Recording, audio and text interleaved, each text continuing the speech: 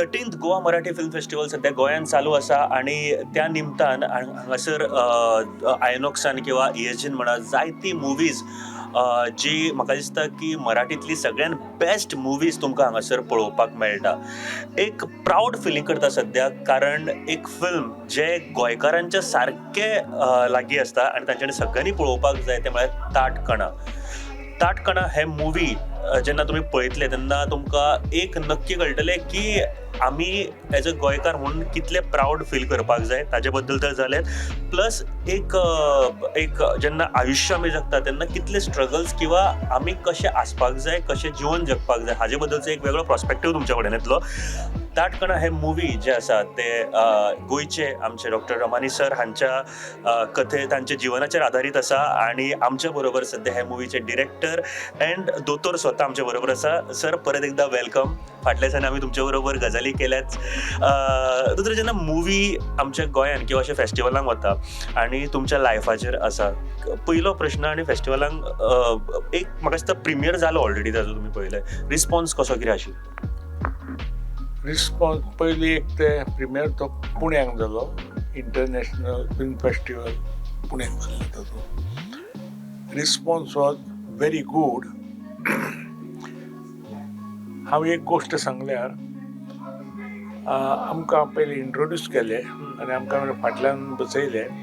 हावस वॉज फूल आनी पुण्याक न्ही भोवतेक सगळे कॉलेज स्टुडंट ते सगळे नाही आशिल्ले. मुवी जेन्ना सोंपली त्यांनी सगळ्यांनी 180 टर्न केले आमचे कडेन पळोवन. सगळ्यांनी 5 मिनटां ते सारके टाळयो वाजयताले आनी आमचो तो हिरो उमेश कामत ते परत सगळ्या कडेन करून ते मस्ट बी व्हेरी टायर्ड अशें ते. There is a message in to these की आमकां दिसता की कॉलेज स्टुडंट पळय आसा म्हणजे तांकां सगळ्यांक मसाला जाय, हें जाय, गर्लफ्रेंड जाय, बियर जाय आनी असलें जाय न्हय, पूण तांच्या हार्टान भितर तांकांय दिसता की we should achieve something. So they felt very happy to see such a movie.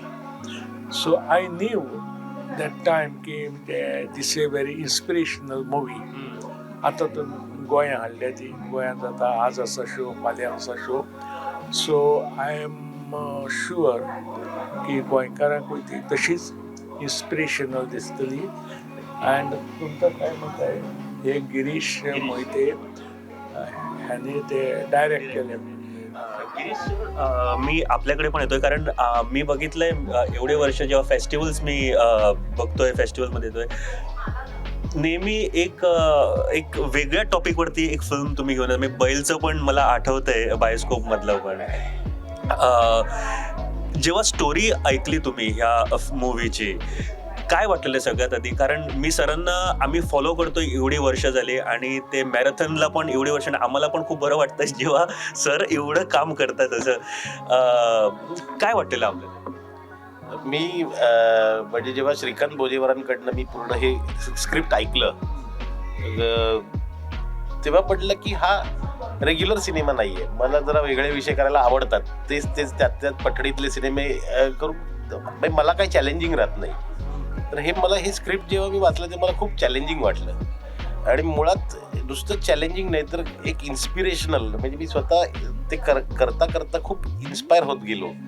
आणि मी त्याचा शेवट गाठेपर्यंत एक सॅटिस्फॅक्शन मिळतो ना, एक सिनेमा कंप्लीट केल्यानंतरचा, एक एडिट झाल्यानंतर सिनेमा जेव्हा आपण 4 लोकात मोठ्या स्क्रीनवर जेव्हा बघतो ते जे समाधान मिळतं ना, ते मला ह्या सिनेमातून मला प्रचंड समाधान मिळालं. कारण ह्या सिनेमाची म्हणजे काय म्हणतात ना, ह्याचा जॉनरच वेगळा आहे की गाणी नाही, नाच नाही, फालतू विनोद नाही.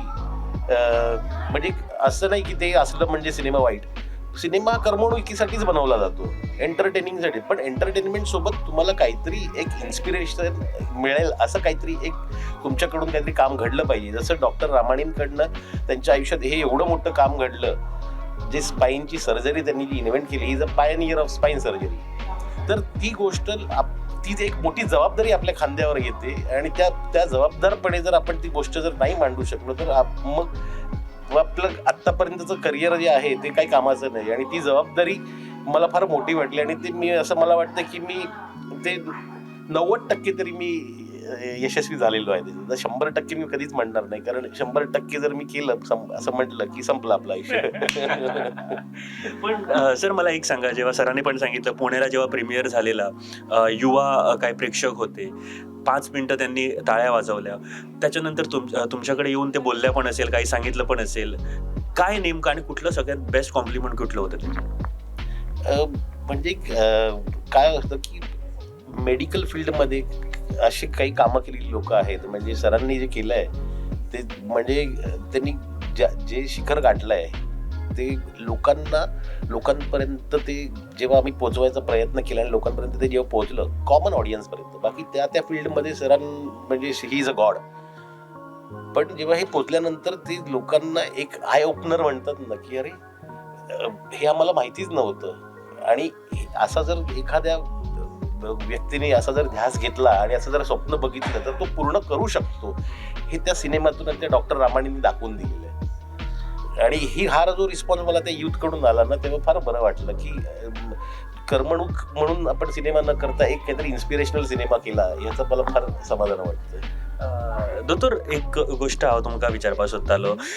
खूपदा अशोक मामांनी सुद्धा एक गोष्ट खूपदा म्हळें की आपूण आयज जो इतली वर्सां काम करता ते तुमच्या खातीर म्हणून, की हाजे फाटली स्टोरी कितें आशिल्ली? स्टोरी म्हणजे खूब वर्स जालें ताका आतां. तो म्हणटाले की ताजो एक्सिडेंट जाल्लो आनी ताजी मान तुटलेली. तो ही वॉज गोईंग टू पुण्याच्या जवळ पाविल्लो तो ताका आतां पुण्याक एडमीट केल्लो हॉस्पिटलांत, आनी they did not know what to do with him. अशें जालें. म्हणटकूच मागीर ताका ते अशें चिलखत पळय घालता म्हणटा आमी मानीक, तशें धाडून 5 म्हयने 6 म्हयने धाडलो परत. चिलखत काडलें की परत ताजी मान सकयल पडटाली, अशें जालें. आनी मागीर असो करून तो मुंबय आयिल्लो.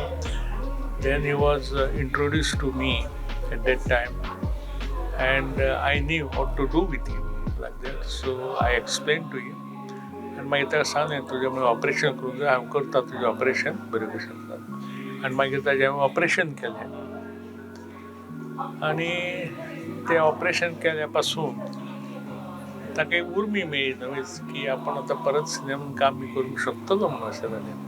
आनी तेव्हा पासून तो केन्नाच फाटल्यान सरलो ना. आनी आतां ते सगळे आमी जे ताजे तो कॅरियर जो पळयलो तो सगळो, तो he feels that he has got a second life, आनी therefore he consider me as a god, but right I could. ही आमची heroine, she is also here. आता I am very happy. I am extremely happy.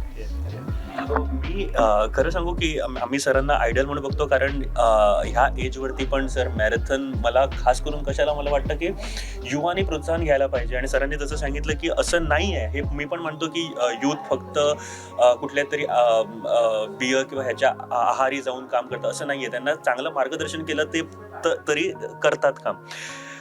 सरांच्या मूवीमध्ये, सरांच्या लाईफवरती मूवीमध्ये जेव्हा काम करतं ते सगळ्यात आधी थॉट काय होता सगळ्यात?